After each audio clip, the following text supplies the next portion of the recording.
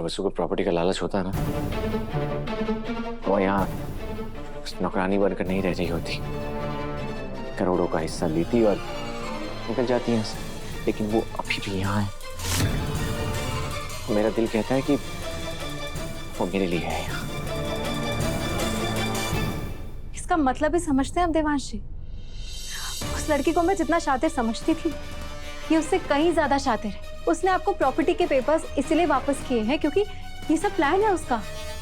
वो समझ गई है कि सोने के अंडे देने वाली मुर्गी को मारना नहीं चाहिए, उसे अपने साथ रखना चाहिए ताकि जिंदगी भर वो सोने के अंडे दे सके। बहुत लंबा खेल है उसका। एंड बाय द वे, आप भूल गए कैसे उसने आपको हैरेस करने के लिए वो पुलिस कंप्लेंट की थी?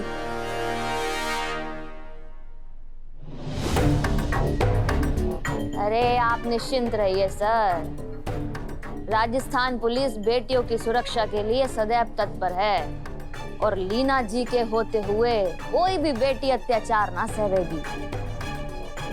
इनकी नजरों से दूर रहना होगा। देख लिया तो फिर से वसु के बारे में 50 सवाल पूछकर दिमाग खराब कर देगी। नमस्ते लीना जी। अरे नमस्ते बड़े हुकुम जी।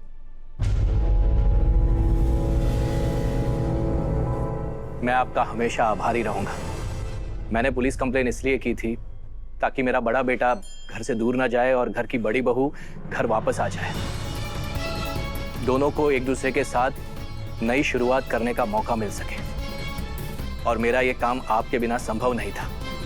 गुस्से में ही सही, पर देव और वसु कम से कम एक दूसरे के साथ तो है, इसलिए थैंक यू वेरी मच। अरे इसकी कोई जरूरत नहीं है, आप निश्चिंत रहिए बड़े हुकुम जी, हम तो हमेशा से ही आपकी सेवा में हाजिर हैं।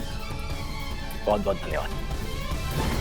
मैंने यूएस जाने का फैसला इसलिए लिया था ताकि वसु ये बात जानकर मेरे पास भाग कर आए और मुझे बता दे कि वो ऐसा क्यों कर रही है। लेकिन उसने ऐसा कुछ भी नहीं किया। मेरे बिना जी नहीं सकती वो, लेकिन उसने मुझे रोकने तक की कोशिश नहीं की। तभी मुझे डाउट हुआ, लेकिन फिर वापस आके बात सुनकर मुझे यकीन हो गया। तो मैंने तभी कसम खाई कि वसु के बदलने का कारण मैं जानकर रहूंगा। ठीक है, अगर वसु इतनी ही सच्चाई की मूरत है तो वो वायरल वीडियो क्या था जिसमें उसने मुझे नीचा दिखाने के लिए इतना जहर उगला था, उसका क्या? वसु को समझना तुम्हारे बस की बात नहीं है नंदी।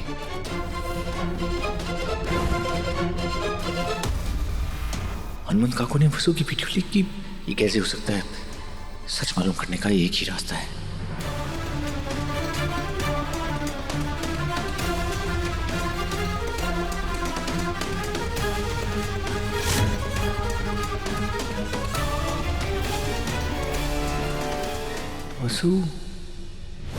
वसु ने ऐसा किया ताकि दुनिया तुम्हें ब्रांड एम्बेसडर के रूप में एक्सेप्ट कर सके, सत्य की साख बनी रहे।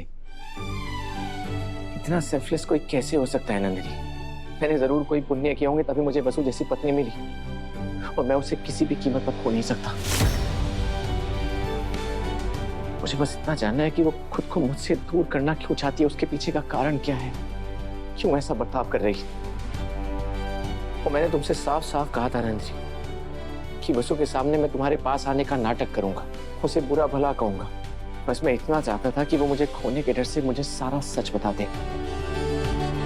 एंड आई रिक्वेस्ट यू, आगे से अगर कभी भी तुमने वसु की इंसल्ट की तो याद रखना कि वसु मेरी पत्नी है, चौहान परिवार की बड़ी बहू है, और उसके खिलाफ एक भी इंसल्ट मैं बर्दाश्त नहीं करूंगा।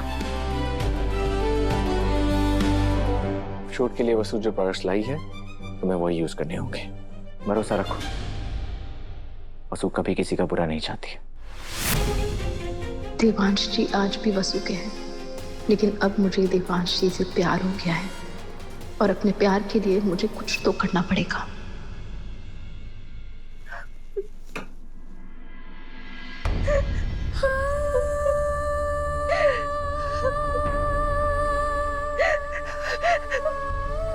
मैंने तो आपके मन में यूं नफरत भरी है देव सर, फिर क्यों बुरा लग रहा है मारे को? क्यों ये पेरू की मारे से बर्दाश्त नहीं हो रही? क्यों चैन नहीं आ रहा है मारे को? क्यों? आपको वसु पे इतना भरोसा है तो इस बहस का कोई मतलब नहीं है। कि दोस्त होने के नाते मैं आपका साथ दूंगी, और मैं सच में चाहती हूँ कि आपका और वसु का रिश्ता वापस जुड़ जाए। Thank you.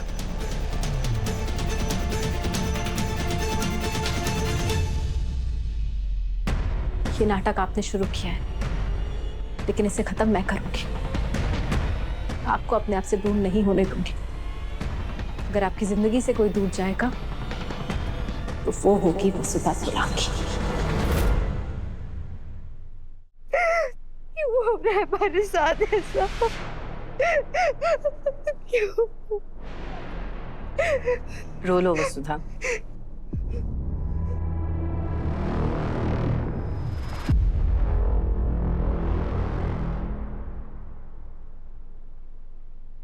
जी भर के रो लो, मन हल्का हो जाएगा। हम तुम्हारी तकलीफ समझ सकते हैं। दिल के सबसे करीब रहने वाला शख्स जब तुमसे दूर हो जाता है, दिल दर्द से फटने लगता है। देव को नंदिनी के करीब जाते देख तुम्हें जैसी तकलीफ हो रही है ना, उससे कई ज्यादा तकलीफ हुई थी हमें जब देव ने तुम्हारे लिए हमें छोड़ दिया था।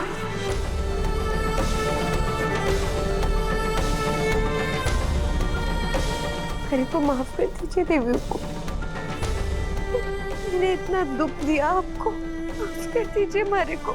वही तो नहीं कर सकते हैं हम। काश तुम्हें देने के लिए हमारे पास माफी होती।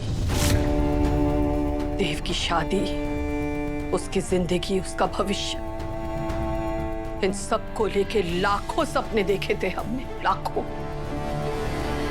एक पढ़ी लिखी लड़की, बिजनेस की बारीकियां समझने वाली, देव के साथ कंधे से कंधा मिलाकर चलने वाली लड़की, ऐसी बहू लाने का सपना था हमारा। और वो भी तब से, जब से वो पैदा हुआ था। पर तुमने हमारे सारे सपनों में आग लगा दी वसुधा।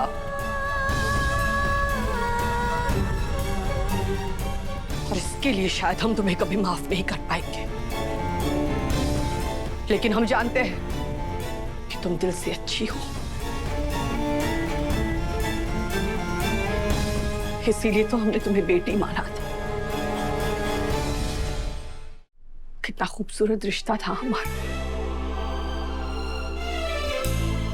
तुमने तो वो रिश्ता भी खराब कर दिया। लेकिन इतनी शिकायतों के बावजूद भी हमारे उसूल अब भी वही है। हमारे होते हुए किसी के साथ भी अन्याय नहीं हो सकता, और खास करके एक औरत के साथ तो बिल्कुल नहीं। और तुम्हारे साथ हो रहा है वसुधा, और उसका कारण हम हैं। नहीं, और हम इस बोझ के साथ नहीं जी सकते हैं। वैसे भी देव अब वो देव रहा ही नहीं। अगर वो हमारे पास लौट भी आता है ना, तो भी वो तुम्हारा ही रहेगा। इसीलिए अपने पति को लेकर यहां से चली जाओ।